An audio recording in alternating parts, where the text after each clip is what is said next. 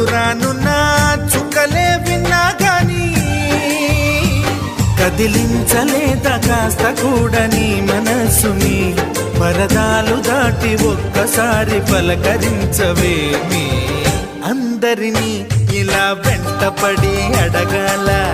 సరదాగా నువ్వే ఎదురైతే సరిపోదా నిద్రపోతున్న రాత్రి నడిగా